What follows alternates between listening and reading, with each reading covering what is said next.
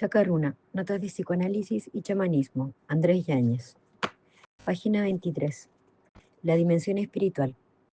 Sé fuerte y cobra ánimo, porque así ha resuelto Dios probarte, en toda hora contraria, tentaciones en el pensamiento, para que también tú puedas ayudar a los demás, pues tú has sido destinado a ser padre de una multitud de tribus que amarán la verdadera sabiduría del monacato. Vida de San Macario. En los últimos años estamos asistiendo a una nueva revolución en el ámbito de la psicoterapia, con psicodélicos. Hemos presenciado cómo en muchos lugares del mundo se está permitiendo el uso médico de sustancias psicotrópicas.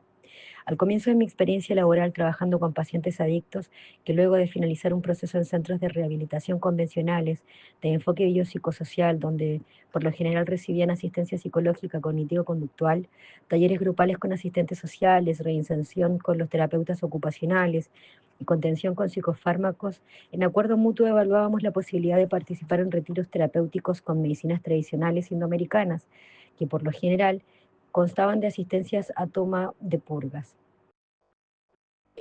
que consiste en tomar ritualizadamente una ingesta de alguna planta vomitiva que les permitía evacuar altas cargas de toxinas acumuladas por un largo historial de drogas ilícitas y lícitas, así como también bajo el contexto ritual, asociar estas descargas a contenidos psicoemocionales amalgamados a esos excesos, pudiendo extraer simultáneamente la expulsión de esos asuntos, contenidos relevantes para la integración psicoterapéutica. En muchos casos se podía evidenciar la movilización de materia energético-espiritual asociado a estos eventos, precipitados por una semiología bastante peculiar, con cualidades muy precisas que claramente no correspondían solamente a una descarga física o emocional. Muchas veces quedaba sorprendido de estas liberaciones de índole catártica, pues reflejaban de modo concreto lo que muchos curanderos mencionaban acerca de la enfermedad era causada por malos espíritus. Esta situación me dejaba en una encrucijada en aquella época. Me consideraba ateo, muy fuertemente influenciado por la filosofía y el psicoanálisis clásico. Pero estas vivencias con pacientes, en mis propias vivencias, asistiendo a retiros con chamanes, me ofrecían la posibilidad de un contacto directo con una visión del mundo que desafiaba los límites de la racionalidad. Esta situación me obligó a examinar más de cerca estas observaciones que ya se empezaban a hacer cada vez más familiares en el boca a boca de los asistentes a seminarios experienciales y que tan natural le parecían a los curanderos con los que me rodeaba. En primera instancia, me parecía una contradicción con todo lo que había aprendido en las aulas académicas sobre lo que era normal y lo que no. La presencia de fuerzas energéticas, espíritus de plantas, entidades benefactoras o maléficas, con las que con tanta naturalidad hablaban los curanderos, además constatando empíricamente su eficacia con los pacientes, me descolocaba. ¿Cómo era posible esto? Además, al consultarles a los curanderos cómo sabían o cómo lo habían aprendido esto, me respondían que había sido enseñado directamente en el mundo espiritual a través de sus dietas, sueños, tomas de plantas y supervisión de un maestro curandero. Otra cosa que me sorprendía es que estas personas eran bastante simples, vivían de modo sencillo, personas absolutamente normales. Claramente, era una invitación a expandir las fronteras ontológicas para integrar una dimensión que si bien no comprendía del todo aún, pero ante la evidencia, me parecía absurdo resistirme. Muchas de estas experiencias que iba acumulando daban cuenta de que esta otra lógica poseía un alto grado de coherencia y que lejos de ser abstracta y folclórica, era operativa y concreta. Esto me condujo a tomar dos caminos. Uno fue el ayudarme buscando literatura de diferentes tradiciones sapiensales que dieran cuenta de este tipo de experiencias y en segundo lugar el experimentar y ver esta operatividad desde adentro, sometiéndome a distintas dietas y ceremonias iniciáticas. Ambos caminos se fueron complementando de manera perfecta, pues muchos de los curanderos con los que vivía experiencias espirituales proponían explicaciones tremendamente rudimentarias y muchas veces recibía una explicación muy sencilla intelectualmente hablando, que si bien es cierto, por un lado me dejaba bastante regocijada a nivel emocional y espiritual, por otro lado quedaba en deuda en el ámbito intelectual. Por ejemplo, en ciertos momentos en los que le preguntaba a un maestro curandero qué estaba pasando con una persona que estaba gritando, revolcándose en el suelo y vomitando, él me respondía, está curando. Debemos aclarar que la expresión usual de un curandero tradicional es por general breve, precisa, pero siempre tendrá una profundidad en diferentes capas del entendimiento y dependerá en gran parte del oído del interlocutor para captar la totalidad del mensaje, que usualmente es metafórico, simbólico o incluso con cantos o imágenes que se orientan en el cerebro derecho más que en el racional. Entonces, cuando insistía en la pregunta de qué le pasaba a esa persona cuando estaba en ese estado, el curandero me decía, mañana ve en ayuno y siéntate ahí mismo y tomarás la purga, la planta, y ella misma te enseñará qué pasa. Fue entonces cuando entendí que si quería aprender en las aulas de la Amazonía, debía asumir que el procedimiento sería muy distinto al que conocí en las aulas de la ciudad. En este proceso había momentos en los cuales ninguno de los criterios psicoanalíticos, lógicos o filosóficos me servían para dar cuenta acabada de lo que estaba viviendo. Debí aceptar muchas veces que no sabía nada y debí renunciar transitoriamente en varias oportunidades a los criterios, encuadres y categorías conceptuales que tanto me acomodaban en mi oficina de Santiago. Recuerdo que al llegar a la selva me acostaba en el diván, sillón de mi oficina a digerir y metabolizar las experiencias, ahora tratando de encajarlas a los conceptos más occidentales y ver los enlaces posibles, proceso en el cual poco a poco comencé a encontrarle puntos de encuentro y coherencia. Empecé a recopilar literatura que me ayudara a comprender con mayor precisión esa interfase entre la psicología y el mundo espiritual vivo que encontraba en los procedimientos curanderiles. Leí bastantes autores de enfoque transpersonal, Stanislav Grof, Ken Wilber, Claudio Naranjo, Jorge Ferrer, George Walsh, John Walwood, Frances Vaughan, etc., que ciertamente daban cuenta de una dimensión trascendental de la vida y experiencia humana, pero sin embargo no daban cuenta de una cartografía del mundo invisible que se ajustara a lo que veía en la clínica con mis pacientes o en la selva de los curanderos. En general me daba la impresión que eran psicologías fundamentadas predominantemente en filosofías orientalistas, en las cuales no se contemplan nuestras raíces occidentales e indoamericanos. La observación rigurosa de lo que realmente pasaba en la clínica requería una precisión mayor en congruencia con categorías mentales específicas en relación al mundo de los espíritus y no solo una espiritualidad indiferenciada de universo y vacuidad.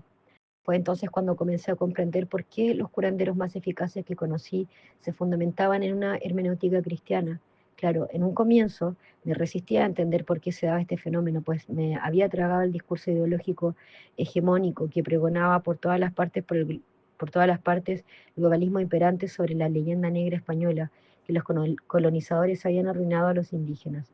Estimulada por una fuerte campaña anticatólica exaltada a propósito de las situaciones de abuso en la iglesia, luego de un arduo trabajo personal realizado para desmontar la enorme toxicidad embutida en mi mente por la ingeniería social anticristiana, pude sopesar y diferenciar el polvo de la paja, ya que si bien es cierto la iglesia está padeciendo muchas enfermedades y en sus hojas está el hongo corrosivo y anquilosado de infecciones diversas, en su núcleo, tronco y raíz salvaguarda una gran tradición revelada e inaugurada por el mismo Jesucristo, que dicho sea de paso es el médico, sacerdote, psicólogo, educador, filósofo y por todo, curandero por excelencia. Sin ir más lejos, y solo por mencionar algunos reconocidos curanderos de toda América, desde la savia de los hongos mágicos, María Sabina, el caballero de la ayahuasca, don Solón Tello, el maestro de la tribu Ashaninka, Juan Flores, todos con más de 50 años de práctica curanderil y custodios de un amplio legado tradicional, son cristianos. Quizá por lo mencionado al comienzo de estas notas, nunca fue la función de estos curanderos el traducir sus experiencias de la integración de su fe cristiana en la práctica de la medicina tradicional a categorías mentales occidentales. Para los sabedores tradicionales, la práctica habla por sí sola. Por tanto, si alguien debiera intentar reflejar esta interacción e integración, quizás será la función de los hombres puente o chacarunas. Debo aclarar que fue la misma clínica con las plantas las que fueron poco a poco develando que la variable espiritual era un eje indispensable de la curación. El acceso que dan las plantas psicotrópicas al mundo, al mundo otro, como lo llaman los antropólogos, o al mundo de las formas de Platón, o al mundo arquetípico de que habla el psiquiatra suizo Carl Jung, o simplemente al mundo de los espíritus que dicen los curanderos, nos confronta a un mundo vivo habitado por presencias y criaturas inteligentes que se pueden comprobar accediendo obedientemente a los procedimientos que dice la tradición, y que sin embargo la cultura y la ciencia posmoderna sigue ignorando y negando casi como un niño que se resiste a salir de su narcisismo. La evidencia que han vivido cientos de pacientes venidos de muchos lugares de Chile y el mundo dan cuenta de un emerger y conversión espiritual que transformó radicalmente su visión y comportamiento en el mundo. Según lo que iba aprendiendo de los curanderos, cada ente del mundo sensible, es decir, de la creación material, estaba presidido por un alma, por un ángel. Cada planta, cada árbol tiene su espíritu, Andresito, igual que cada lugar, cada casa, cada persona, cada río, etcétera, me decía Miguel Angulo, un curandero de la localidad de Iquitos, en la Amazonía peruana. Es decir, que cada cosa en el mundo visible tiene su espíritu tutor en el mundo, en el mundo invisible, un mundo intermedio, preternatural, como se le conoce en la tradición judío-cristiana. Esta dimensión es invisible a la percepción habitual, a los cinco sentidos, y solo puede acceder a través de un estado modificado de la conciencia. Esta dimensión invisible está habitada por criaturas incorpóreas que no poseen existencia material y física, pero sí provistos de voluntad, inteligencia y acción, presidiendo así a todas las cosas del mundo material. Dicho de otro modo, son quienes mueven los hilos del plano físico. En las tradiciones indoamericanas, cuando alguien se asusta o espanta, mal del susto, una parte de sí, lo que se llama sombra o sustancia anímica, algo similar al alma, se retira del cuerpo por los efectos de la ansiedad, del traumatismo, y en simultáneo se da un fenómeno interactivo endo-exo, es decir, algo en sí mismo sale y en simultáneo queda a despensas que por esa misma abertura ingresa alguna fuerza que se le denomina mal de aire. La tradición cristiana es justamente el aire, el terreno por donde se despliega la imaginación y las fantasías, y es el escenario predilecto para que los demonios desplieguen su inteligencia, manipulación y seducción a los humanos. Numerosa es su tropa en el aire que nos rodea, no es tan lejos de nosotros. San Atanasio de Alejandría, vida de San Antonio. Y vosotros que estabais muertos en vuestros delitos y pecados, en los cuales vivisteis en otro tiempo, según el espíritu de este mundo, según el príncipe del imperio del aire. Epístola de San Pablo a los Efesios, capítulo 2, versículo 2. Para las tradiciones sapiensales, el aire es el territorio ubicado entre la tierra y el cielo, es el lugar donde transitan los espíritus, lugar por donde los buenos espíritus susurran inspiración, guía, sanación, y por otro lado, los malos espíritus que seducen, tientan e influencian negativamente. Por tanto, el territorio de la mente que se encuentra ahí, en el aire, y no encerrada dentro del cráneo como creen muchos, es el terreno donde inevitablemente se da el combate espiritual, territorio en el cual ciertamente se requerirá conocimiento, sabiduría y por sobre todo discernimiento. Los curanderos bien saben de la influencia de los espíritus en las funciones psíquicas. Recuerdo que en una ceremonia de ayahuasca estaba transcurriendo muy espesa y densa energéticamente hablando. El paje curandero, que estaba conmigo conduciendo el ritual, comienza a hacer un canto en el dialecto Noquecuy, propio de la tribu Catuquinas. Hizo un canto ceremonial muy distinto al tono que se venía llevando en la sesión. Sutilmente daba la impresión que iba cambiando todo el escenario perceptivo y visionario, como si se estuviera proyectando a través de este canto un nuevo ambiente que contrastaba con la espesura tenebrosa que se vivía hasta el momento. Todos comenzaron a suspirar, a tomar mejor posición en sus asientos, incluso algunos a esbozar una sonrisa. Todo parecía teñirse colorido, parecía un gran parque de diversiones infantil, donde los juguetes, muñecos y flores parecían llenar cada espacio de un hermoso jardín. Al finalizar el canto, el paje se inclina hacia un lado y me comenta al oído: ese canto es para llamar al espíritu de la alegría. Para los sacerdotes tradicionales, todo está presidido por entidades del mundo intermedio o intermediario. Para un investigador de las religiones comparadas, Houston Smith, en su publicación Una verdad olvidada, este plano está ubicado por sobre el plano de la creación sensible material y por debajo del plano creador o divino.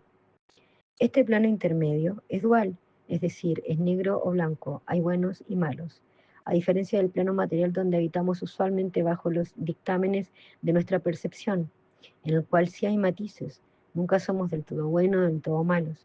Los curanderos dicen que los espíritus son más inteligentes que nosotros, y los sacerdotes exorcistas especializados en estas materias también han dicho que el plano intermediario de los espíritus ya eligieron por la eternidad. Unos se sometieron y otros no a la divinidad. Por ejemplo, Los ángeles caídos siempre serán caídos y renegarán de la autoridad divina. Para los curanderos entonces existe el espíritu de la alegría, el amor, la amistad, la armonía, pero también otros espíritus que presiden la enfermedad, la rabia, el incesto, el suicidio, etc. Si bien es cierto hasta entonces, mi finalidad era ayudar a las personas en la dimensión psicológica, emocional, racional, fue inevitable que comenzara a considerar en mi trabajo la variante espiritual, pero ya no desde el discurso ingenuo proponiendo que la espiritualidad por sí misma es buena y beneficiosa, sino por el contrario, que había que ir con cuidado y prudencia para poder discernir las luces verdaderas de las luces falsas.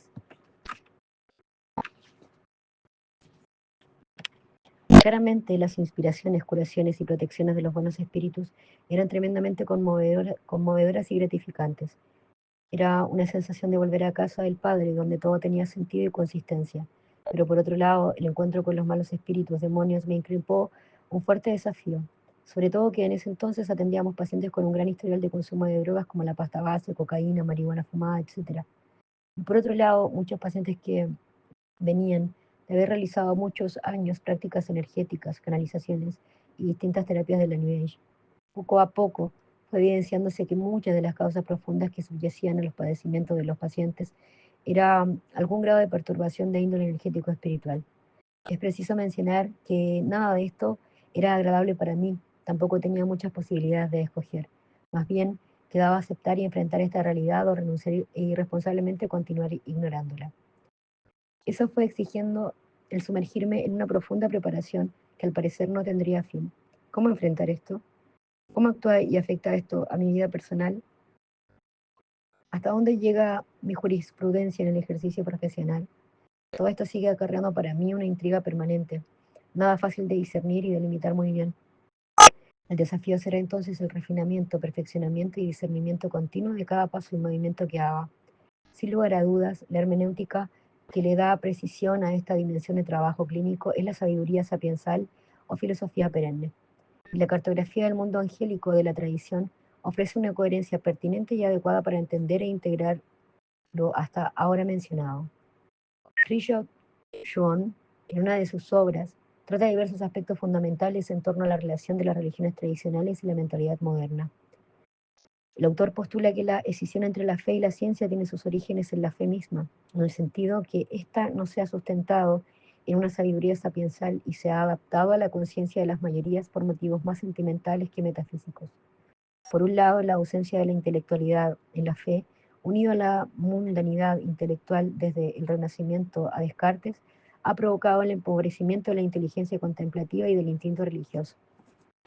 Hoy se hace más fácil para las personas imbuidas en el cientificismo y racionalismo horizontal la asimilación de sus justos términos de lenguaje simbólico y religioso e imposibilita una atmósfera adecuada para conocimientos sapiensales por las que los humanos han vivido y seguirán viviendo. La Sofía primordial o sabiduría perenne explicita la conexión de diversas religiones contemplando las partes veladas y por otra parte las transparentadas sobre la verdad primordial manifestada en diferentes formas, en distintas doctrinas o sistemas organizados. Este término designa la ciencia sagrada de los principios ontológicos fundamentales, universales, inmutables principios y primordiales por el hecho de su inefabilidad y universalidad. Propone que la quinta esencia de toda religión es metafísica y que se debe acceder a ella si se quiere dar cuenta del misterio humano y a la vez divino, que es el fenómeno religioso. Chuon propone que dar cuenta de este fenómeno sobrenaturalmente natural es la tarea principal de nuestros tiempos. Hay verdades que son inherentes del espíritu humano, que están confinadas en el fondo del corazón, a modo de potencialidades para el intelecto puro. Y estas verdades principales son las que prefiguran todas las demás en la existencia. Para estos autores sapiensales, este axioma es vital, pues si no existiera el puro intelecto, es decir, la facultad intuitiva del espíritu inmanente, tampoco existiría la razón, pues la genialidad del razonamiento no se justifica más que por la intelección. Cuestión que nos distingue de otras especies, por ejemplo, la capacidad de concebir lo absoluto, pues sin la razón y su lenguaje no podríamos acceder a la visión suprarracional de lo real y en consecuencia a la certidumbre metafísica. La verdad metafísica coincide con la sustancia misma del espíritu humano. Las diversas tradiciones y religiosidades actualizan objetivamente lo que ya está contenido en nuestra subjetividad más profunda. Discernir significa separar lo real y lo ilusorio, lo absoluto y lo contingente, lo necesario y lo posible. El complemento del discernimiento es la concentración que une citando a los padres de la Iglesia. Dios se ha hecho hombre a fin de que el hombre se haga Dios, o en términos vedánticos, Atma se ha hecho Maya a fin de que Maya realice el Atma. Cada vez que me hacía más atingente, cada vez se me hacía más atingente, necesaria y adecuada la investigación de la mística tradicional al trabajo psicoterapéutico en el Centro Sabia Tierra. A medida que iba profundizando en la lectura de los padres del desierto, la lectura de los filósofos sapiensales, de la vida de los santos, la práctica de los ejercicios espirituales de San Ignacio de Loyola, iba encontrando una correspondencia sorprendente. Se supone que toda esta narrativa proviene de la sabiduría profunda del plano vertical trascendente, en el plano de lo inmanente y horizontal, o plano de lo relativo, donde nos encontramos en un punto medio, en donde la gran mayoría de la humanidad convive y existe en el mundo, existe en el plano preternatural o plano psíquico, que no se reduce ni solo a términos psicológicos, sino a fuerzas psíquicas no humanas que habitan en plano intermedio. Me di cuenta que era imposible y peligroso que un ser humano, por más dotado que fuera psíquica, física y confianza que tenga, pueda lidiar con las fuerzas no humanas que exceden por completo las competencias y facultades personales. Por más sabio y sólido que éste sea, era necesario entonces adquirir aliados espirituales y hacer el ejercicio de humildad, de pedir y rezar e implorar ayuda, tal como lo hacen los curanderos. Siempre que sus trabajos llaman a los custodios de las plantas maestras, a sus maestros curanderos, a los santos, a los ángeles, a la Virgen y a Cristo, y quienes hemos presenciado la operatividad de estas súplicas e invocaciones, hemos sido testigos de la fuerza implacable que actúa en el combate espiritual y el restablecimiento del orden o salud. Casi todos los pacientes que llegaban a realizar un tratamiento terapéutico ignoraban la posibilidad de poder haber estado influenciado por entidades espirituales. A lo más, algunos reportaban la sucesión de fenómenos extraños, extrasensoriales o paranormales, que por lo general atribuían a una consecuencia fenomenológica de efectos colaterales del consumo de sustancias, pero no consideraban la posibilidad de que eso diera cuenta de la presencia de un espíritu maligno. Por lo general, estas entidades impulsan a los pacientes a caer en seducciones de los sentidos o narcisistas y así entramparlos en laberintos donde no encuentran salida. Les hacen creer que la libertad es no tener límites, que nadie les puede imponer nada y llevan la rebeldía como estandarte de libertad. Estos pacientes, luego de vivenciar algunas ceremonias, se han dado cuenta que estas entidades que los empujaban a hacer cosas negativas tenían apariencia simpática, atractiva y seductora. Al desenmascararlo, mostraban su verdadera cara, por lo general maligna. Otro mecanismo que se pone en juego acá, se manifiesta a modo de resistencia, pareciera que la estrategia de los malos espíritus es someter con miedo, y de ese modo muchos prefieren no profundizar más y prefieren quedarse así como están. Quienes logran sortear las resistencias fundamentales en el miedo, sustentándose la fe, les aparece otro obstáculo, el desánimo. Es como si los espíritus malignos desalentaran al paciente, sugiriéndole que no podrá, que siempre vivirá en desgracia, como si intentaran fatigar a la persona llenándola de desánimo y agotamiento. A pesar de todo lo anteriormente dicho, las estrategias del mundo invisible son tan vastas que jamás podremos reconocerlas del todo. Por más lineamientos, textos y mapas que tengamos, siempre requeriremos auxilio y socorro del Creador y sus ejércitos.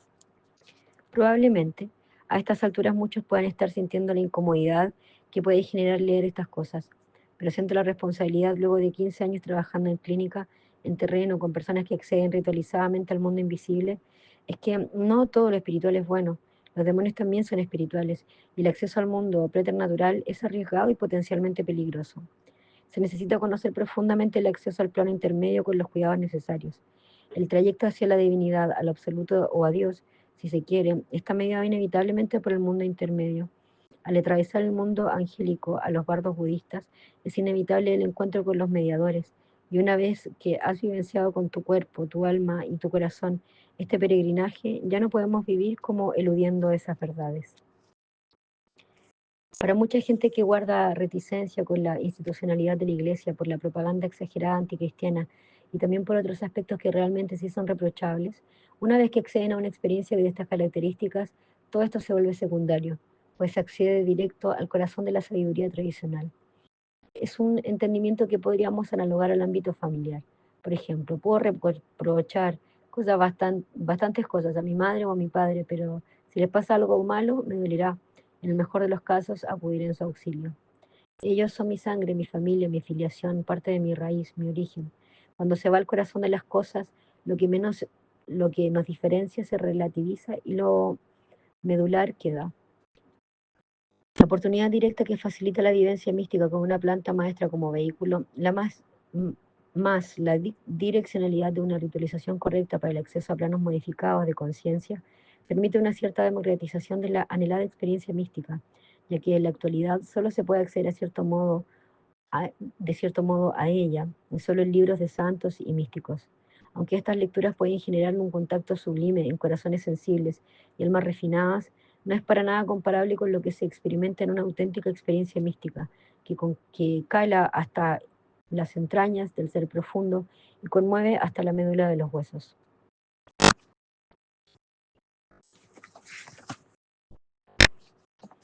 Muchas son las formas en las que estas fuerzas autónomas pueden ingresar en la vida de una persona. En general se reconocen como puertas abiertas. Las transgresiones de las leyes espirituales, prácticas ocultistas, espiritistas, satanistas y abusos de diversa índole. Esas transgresiones se constituyen en distintos grados de responsabilidad en relación a cuánta voluntad consistente hubo en ello, articulándose una especie de contrato o pacto, otorgando así cierta jurisprudencia temporal a estas entidades espirituales sobre el qué hacer de la persona que exceden, desdibujan o amplifican los rasgos propios personales del afectado. Se puede apreciar la cualidad y gravedad de estos convenios, en la medida de que este pacto ha sido intencionado de manera voluntaria o no. Por ejemplo, un pacto de sangre, o si ha sido por negligencia involuntaria o por ignorancia. Y en general los sabedores recomiendan indagar minuciosamente en la biografía de la persona, haciendo una especie de examen de conciencia en compañía de alguien especializado en discernimiento espiritual. Otro tipo de daños pueden provenir por una causa de terceros. En estas situaciones los curanderos se las atribuyen a brujerías, hechizos, dinámicas muy usuales, sobre todo en la Amazonía peruana. Es frecuente observar que los curanderos chequeen, es decir, evalúen energéticamente objetos, animales, incluso a las personas, para detectar la investidura energética con la que podría estar cargado. También se reconocen los daños procedentes de herencias transgeneracionales, es decir, la posibilidad de que algún antepasado haya tenido algún vínculo con instancias oscuras o malignas y que no hayan sido reparadas o limpiadas. No son pocos los casos de pacientes que han detectado en procesos profundos de curación el haber sido infectados en el momento de la concepción con entidades maléficas, las cuales han sido las causales de perturbaciones psíquicas racionales, haciéndoles creer que era propia una cualidad que en realidad no lo era. Muchos pensamientos suicidas, perversos, tendencias de incesto o abuso tienen origen acá y son causales de sufrimiento, pues generan una enorme contradicción con libertad personal, moral y espiritual de la persona. No era extraño escuchar a alguna curandera o santiguadora de niños, luego de intervenir a un pequeño, de cuenta que lo que subyacía al malestar del infante era a causa de un parásito que molestaba al niño, aliviando así extraordinariamente a sus padres, que ya se estaban creyendo la idea de que su hijo era un monstruo. En una oportunidad recibí el llamado telefónico del padre atormentado de un paciente que hace poco había comenzado un tratamiento acá, contándome que su hijo estaba detenido en un cuartel policial por agredir a su novia. Al quedar en libertad, luego de una tarde arrestado, tuve la posibilidad de entrevistarme con el muchacho, quien me confesó consternado. Estaba tranquilo en un parque conversando con mi novia, me fumó un pito de marihuana y de pronto me entró la idea de que ella me engañaba. Fue entonces que se pusieron a discutir y no se acuerda más hasta el momento que estaba ya en el calabozo. Dijo literal, es como que algo se apoderó de mí y me hizo hacer eso. Pienso que en primera línea podríamos decir que ocurrió un evento disociativo por efectos de la fumada y en consecuencia emergió un estado de no yo, como diría el psicoanalista Philip Bromberg, teoría que más adelante comentaremos con más detalle. Por ahora diremos que el yo habitual o yo narrativo, encargado de conducir la conciencia ordinaria por el trayecto de la vida, se debilita por el aspecto disociado del ser, que toma posesión del actuar del individuo. Por otro lado, también podríamos especular que existe la posibilidad que irrumpa una fuerza clandestina articulada por una entidad externa del yo puro del sujeto y que estaba habitando solapadamente la vida de este paciente, apareciendo por efectos de estados alterados de conciencia y que requerirá en primera instancia la elaboración y registro de esta brecha en psicoterapia y paralelo, quizás expulsar la entidad psíquica autónoma que se aprovechó parasitando a través de este punto ciego. Para los curanderos es simple. No se trataría acá de dos partes de la misma persona, sino más bien dos entidades, el sujeto y un parásito ajeno. Para eso ofrece una dieta, ayuno y purgas, ritualizadas con el fin de expulsar esa entidad. Lo más interesante de todo es que he sido testigo de muchos casos así, y con el pasar del tiempo el paciente hemos podido constatar junto a sus cercanos que estas actitudes o disrupciones han desaparecido. El desafío para la clínica no es fácil. Muchas de las transgresiones son olvidadas o pasan inadvertidas para la conciencia del sujeto hablante. Por sobre todo las que provienen de experiencias traumáticas, abusos físicos o psicológicos, accidentes, shocks emocionales intensos. Este tipo de vivencias generan un desencuadre entre el cuerpo físico y el cuerpo energético, siendo este último el conector intermediario entre el mundo visible e invisible. Es por analogía lo que Houston Smith habla del plano intermedio, pero en este caso a nivel del microcosmos. En términos simples, el cuerpo energético es el que enlaza el cuerpo físico con el espíritu. Las entidades parasitarias se adhieren al cuerpo energético y cuando permanecen ahí demasiado tiempo terminan eclipsando el cuerpo físico, es decir, el cuerpo es el último que se enferma. Planos de la realidad. La más externa, celestial, Dios, divinidad, absoluto, creador. Intermedio, cielo, ángeles, criaturas creadas invisibles, elementales, de plantas, lugares, minerales, ángeles, demonios, purgatorio, muertos en accidentes, fetos de aborto, etc., limbo. Terrestre, terrenal, criaturas y elementos creados, aire, agua, fuego, tierra, minerales, vegetales, animales, materia densa, plano físico, sensible, concreto. Una verdad olvidada, de Houston Smith. Planos de la realidad. Imagen de la página 67. Cuando utilizo el término infestación, aludo a modo general los distintos grados de contaminación espiritual. Es importante distinguir el concepto de posesión espiritual, que es más recurrente y conocido quizá por la cultura cinematográfica. El grado de posesión sería el más evidente por sus signos, pero el menos usual, pues los entendidos en el tema sugieren que el mal tiende a querer pasar inadvertido. Puedo decir que el fenómeno de la posesión es muy poco frecuente. En raras veces me ha tocado presenciar casos así, pero otros niveles de infestación como la vejación, obsesión y parasitación es prácticamente pan de cada día en el trabajo curanderil en el Centro Sabia Tierra. Cabe mencionar que no siempre se puede estar infestado por entidades angélicas del mundo invisible. Recordamos también que en el plano intermedio, según las tradiciones, se pueden encontrar los difuntos.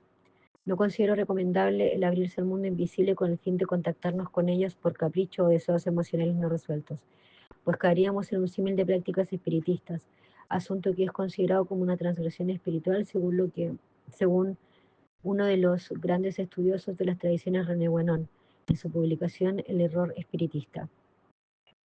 Muy distinto a eso es cuando alguien no pudo despedirse de un familiar o un ser querido, no pudieron perdonar o algo quedó realmente inconcluso. La providencia con su gracia divina permite que se presente un encuentro en una visión o un sueño, en la cual la persona puede vivenciar un cierre significativo que, por lo general, se concede una sola vez. Es como si Dios excepcionalmente lo permitiera por el bien de ambos, con el fin de reparar, reconciliar, perdonar y sanar. Pero la vida propone una separación parcial entre el mundo de los vivos y los muertos para que las cosas funcionen en orden. Y está bien que así sea. Cuando se generan intentos manipulados y permanentes de interpenetrar estos mundos o está ocurriendo de modo accidental, hay que intervenir, pues no es sano ni recomendado por las tradiciones.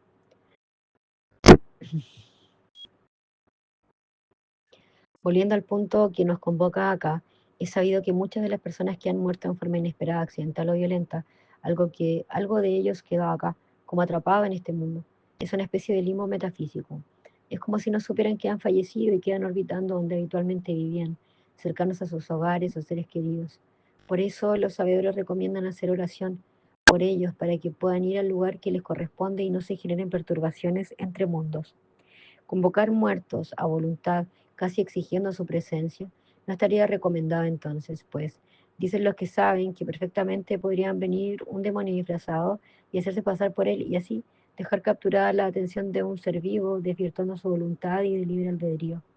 Al rezar, al pedir ayuda e inspiración a los difuntos o santos si es adecuado, sobre todo si es con intercesión del Espíritu Santo y la Santísima Virgen María, Reina de los Ángeles, en el caso de los creyentes.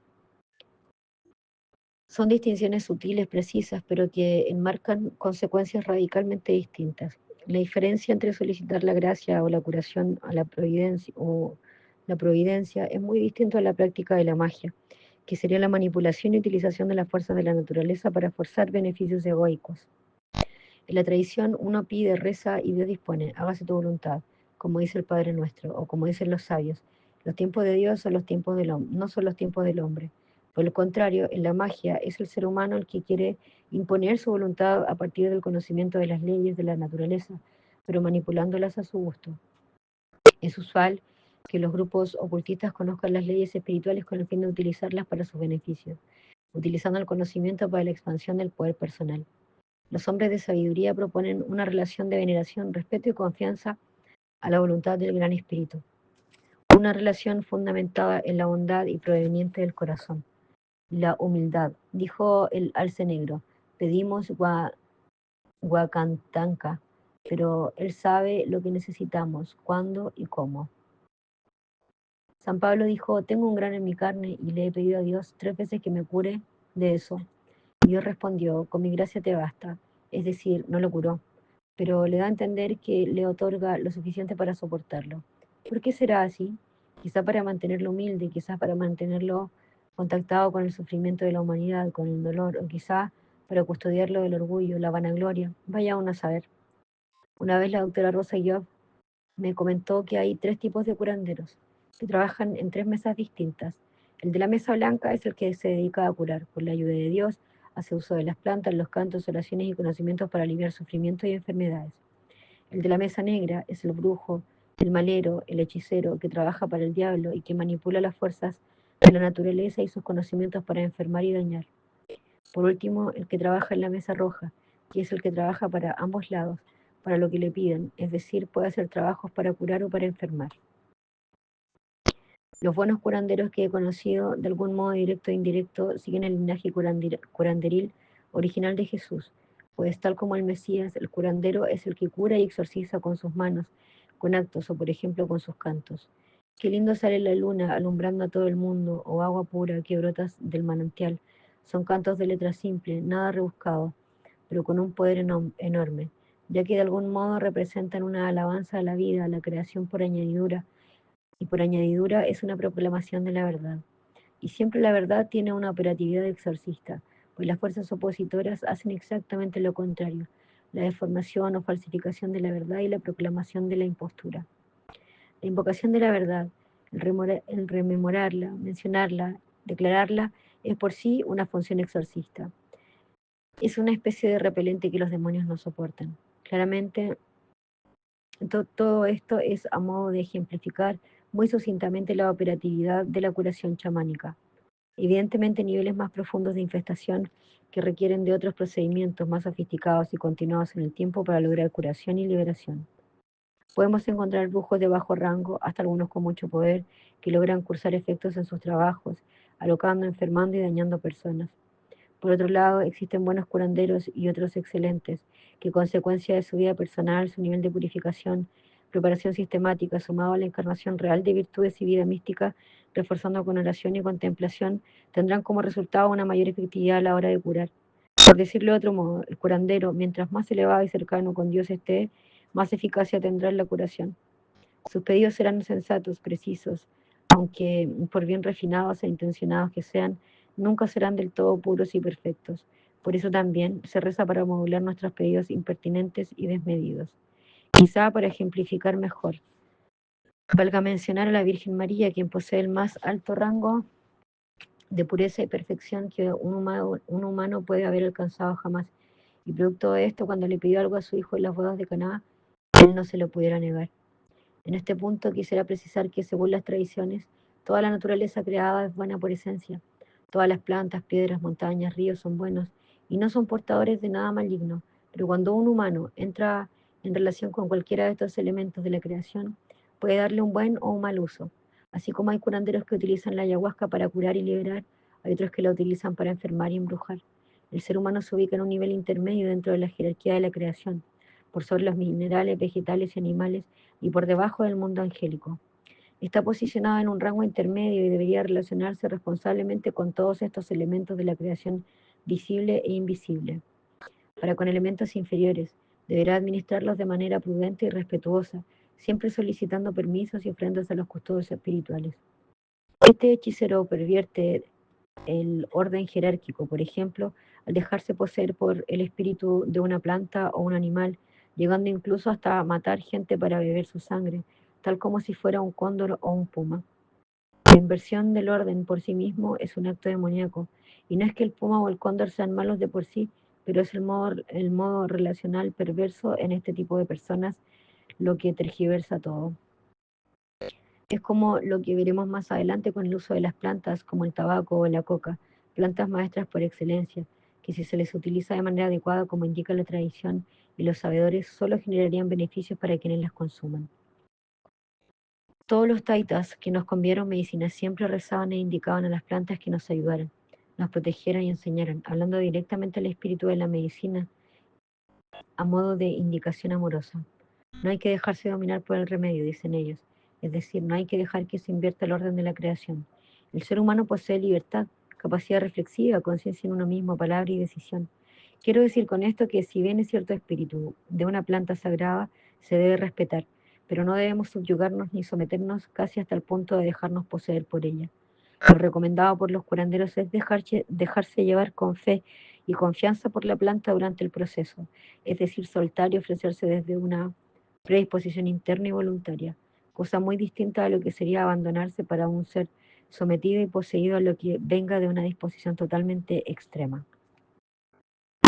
Es por esto y otros tantos motivos que nos adherimos a la idea de que la práctica curanderil es considerada para nosotros en nuestro trabajo como una vía, un remedio y no un fin, vale decir, una puerta de entrada al mundo espiritual y a la curación, pero que no reemplaza una vida espiritual o un proceso psicoterapéutico. En una vida espiritual asentada en una tradición no es indispensable el uso de plantas.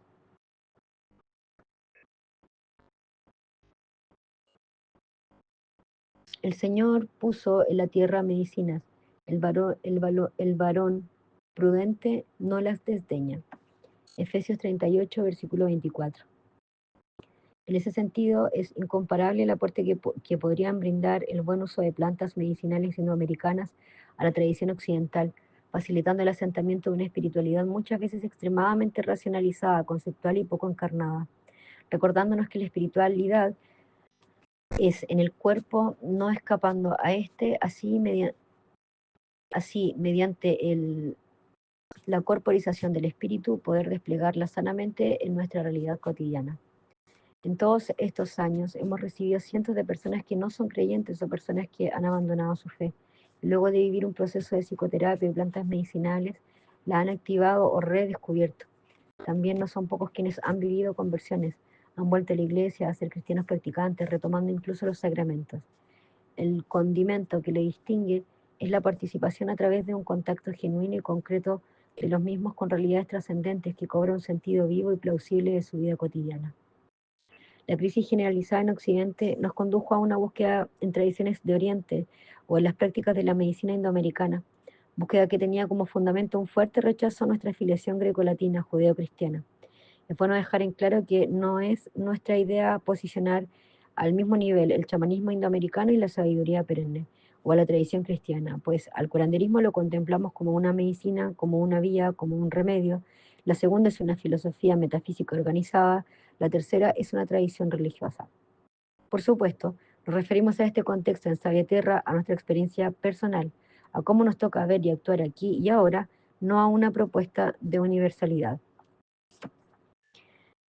Esta sinergia se fue mostrando cada vez más con más consistencia y coherencia, pues tal como mencioné en el comienzo, el enfoque transpersonal de la psicología que se ocupa de la dimensión espiritual, en mi entender, hace demasiado énfasis en la fenomenología de las experiencias cumbres y no abraza del todo lo que anteriormente hemos comentado, es decir, lo que vemos día a día con los pacientes en el Centro Sabia Tierra, en el encuentro directo con un mundo invisible, con los rituales de curación.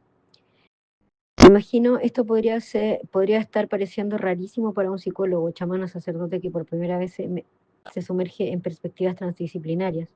Sabemos que desde el siglo XV que la tradición católica se ha orientado a la teología de la salvación y que quizá eso dejó pasar a un segundo plano o al olvido la teología de la curación. Hoy en día un cura ya no cura. Por otro lado, la psicología se ha desligado de su origen etimológico, que sería el estudio del alma, dejando esta desconexión al terreno dispuesto para que emerjan las terapias New Age, que es un popurrí de tradiciones, oriente, movimientos pachamámicos y psicologismos variopintos. No entraré en estas notas en más detalles sobre los orígenes de estas corrientes. Solo mencionaré a quienes les interese que sus fuentes son predominantemente las ideas espiritistas de Allan Kardec y la canalizadora y creadora de la teosofía Elena Blavatsky. Para Guanon, estos autores eran vulgarizadores de la tradición, es decir, personas que se hacen propaganda con conceptos e ideas de tradiciones, pero que deforman su fondo, pues no comprenden con totalidad la tradición. Sugiero al lector las destacadas publicaciones de René Guénon, El teosofismo, Historia de una pseudo-religión, El error espiritista y apreciaciones sobre la iniciación. No quisiera decir con esto que todo lo que provenga de la New Age es sin sustancia o inadecuado. En la iglesia, en el chamanismo y en la New Age hay gente sincera. Solo nos remitiremos en términos generales, pues considero que la búsqueda siempre es legítima en el fondo, pero podría ser un proceso más seguro si fuese asentada en una tradición. Todas las sociedades tradicionales e históricas han sido estructuradas con verdades trascendentales. La sociedad postmoderna pregona la renegación del axis mundis, dejando como resultado un ser humano que solo vive en lo horizontal, sin verticalidad. El hombre moderno, sin trascendencia, ya no es poseedor de fe ni trascendencia. Es más, solo tiene fe y esperanza en lo que puede tocar o poseer. En las grandes ciudades rodeadas de asfalto solo le queda desesperanza, que dicho sea de paso es la base de la depresión y el sinsentido. Sin ir más lejos, Santiago de Chile es la capital de la depresión, según algunos estudios. A nivel mundial no son muy esperanzadores los datos. La OMS reporta más de 350.000 eh, millones de personas con depresión, de las cuales solo un 10% recibe atención adecuada, sin trascendencia. La vida de muchas ciudades urbanizadas es un infierno en vida. La mayoría de los padecimientos psíquicos están tremendamente condicionados por el entorno sociocultural que nos circunda, por las condiciones en las que se vive. La ausencia de un ambiente facilitador, diría Winnicott. Desde los años 60 comienza una despiadada e intencionada propaganda global que fomenta la destrucción de la familia, que como sabemos es el núcleo de la sociedad sana. Uno de sus tentáculos ha sido, por ejemplo, el desmedro de la masculinidad y autoridad paterna. Prácticamente todo lo que sea orden y límites hoy se cree que por sí mismo es negativo, confundiendo quizá la realidad de la autoridad con autoritarismo, y como consecuencia de ese desarraigo se pierde la fe, la confianza y la estructura. El reconocimiento de una tradición nos otorgaría la restricción de la visión integral del ser humano, que contrasta con la frivolidad patologizante de los modos actuales de vida. Este ensamblaje providencial que proponemos acá quiere justamente desenmarcarse de visiones puramente materialistas y sustanciocéntricas, donde prevalecen explicaciones bioquímicas y farmacológicas de los fenómenos psicoespirituales, donde pareciera que el reduccionismo de la hegemonía actual nos posiciona en un marco bipartito, donde el racionalismo se ubica como el patrón de fondo y el cuerpo como un esclavo. Los pacientes adictos o con traumas infantiles han desarrollado una increíble sensibilidad que les hace evitar la aceptación de enfoques cientificistas, mecanicistas y mutilantes. Incluso muchos intuyen que esos modelos de intervención terminarán acabando con la poca salud y vida que les queda. El chamanismo indoamericano nos ofrece una mirada trina, cuerpo, mente, espíritu, que contempla la variable trascendente, que nos guste o no, permite un alivio a la inquietante prisión de los sentidos y obsesividad materialista de nuestros tiempos.